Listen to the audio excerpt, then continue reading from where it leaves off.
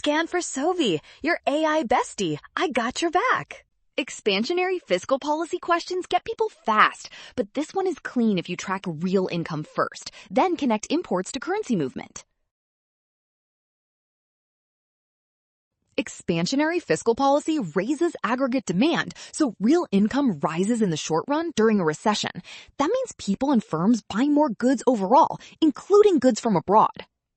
Based only on the change in real income, focus on imports, not interest rates or money supply.